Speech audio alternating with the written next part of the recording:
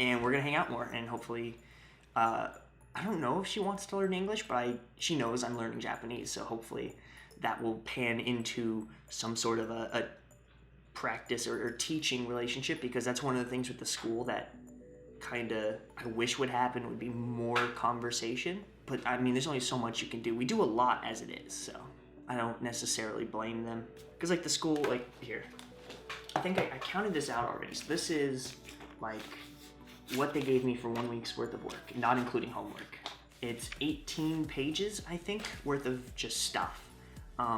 That's just handouts that they handed you. The first 2 classes are always like grammar and skills and vocab and that type of stuff, and then the second 2 classes are like kind of like conversation, like putting it to work and doing skits and memorizing whole lines and kind of playing them out and doing, you know, listening comprehension and all sorts of other weird stuff. And on Fridays they do kanjis, but they don't, that's my one kind of qualm with the school. They don't really study kanjis that much, but I do study kanjis on my own, so it's not like it matters. And school's been, again, one of those just high and lows, because, you know, I knew from the last time that I studied there that or at least that I was going to feel over my head that first week. The first time I went there, I felt over my head, and I know I was going to now.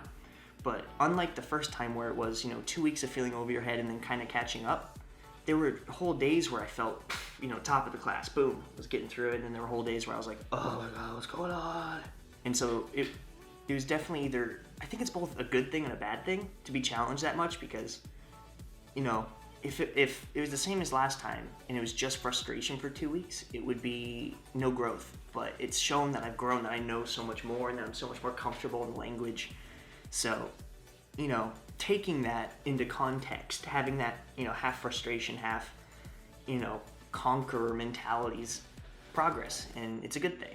And also, I'm kind of at my point where, you know, before I came here, there's a specific person I always talk to, named Kumiko, and what would happen is we'd meet in the middle, like Japanese and her English, my Japanese, her English, and we could communicate. And now we can completely communicate in Japanese, even though my Japanese, in my opinion, is rubbish. She thinks I'm very like skilled and good, and I just think I'm freaking awful because I mess up a particle or whatever. But yeah, so now I'm at that point where I don't really need to come out of Japanese that much, because I have all the internal tools to figure out what you're saying, still only in Japanese.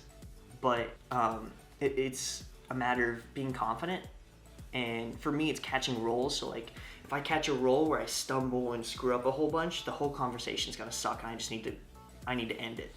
If I catch a roll where, you know, I'm feeling confident, I'm feeling good, and it's just bam, bam, bam, bam, bam, freaking hold on to it, because those are so freaking helpful and so motivating. So that's my advice to you: catch a roll.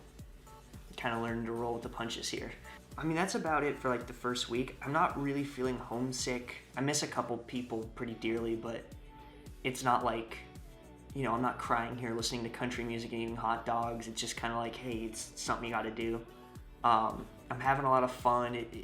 Living in Japan suits me a lot better than living in America, so I'm used to, you know, I want a tiny home in America, so having this is like perfect. You know, eating mostly Japanese food because it's cheaper. For some people that would be changing their diets, but in America it's all I ate, so it's not like that's too much different.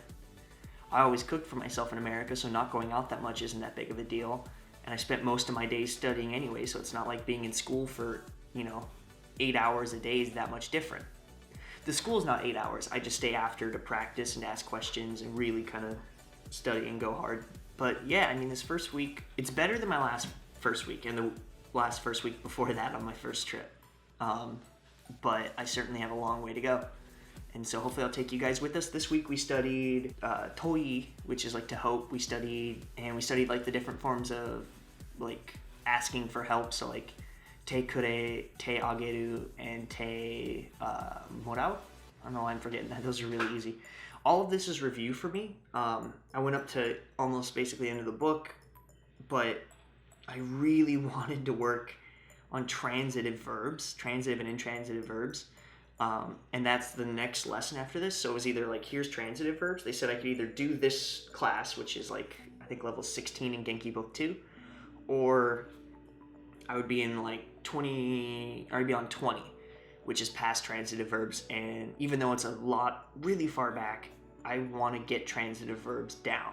So I kind of opted to go farther back, which isn't a bad thing. Like, there's a couple things in, you know, this chapter, I think we're doing chapter 16, that I knew, but I didn't, there's a couple misconceptions I had about it, which is good that we went through it, because now I feel like I really have a better grasp of it.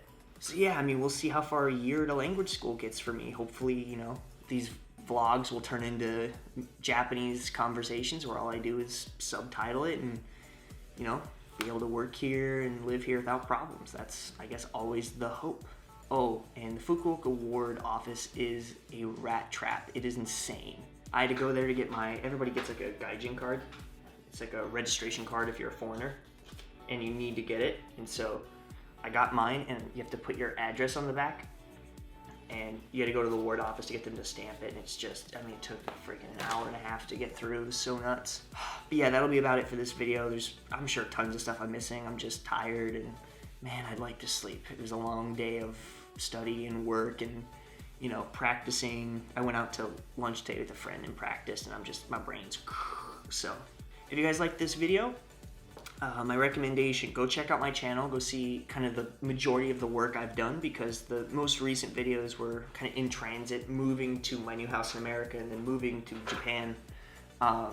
If you like what you see, subscribe to my channel. Every Wednesday I'll put out a video on Japan, my life here, you know, cool Japanese things, maybe Japanese language lessons and tips, that sort of stuff. Every Saturday, like this video, is going to be a vlog update of my life in Japan, in a Japanese school, and how far I've come and kind of what I've learned. And it won't be me teaching you, but my goal is I want a weekly kind of look back to see how far I've grown in the language. And if you guys are like me, looking to figure out, hey, what can I accomplish at a language school in Japan in a month, in 3 months, in 8 months, you can kind of go through my vlog videos and find out where I am in any given, you know, however close you are in your level, and then go 3 months down the line from there in my videos and see, well, that's how far I've come in 3 months.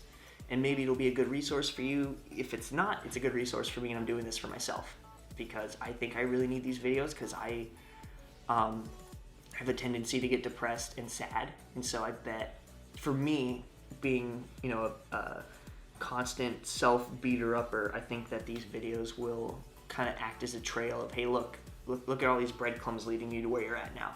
You're not where you started, you're not where you want to be, but right here and right now, you have a goal. Today you have a goal. Let's just meet that goal today. And then each week you just have a goal to beat that week. And just let's make this easier than climbing a mountain.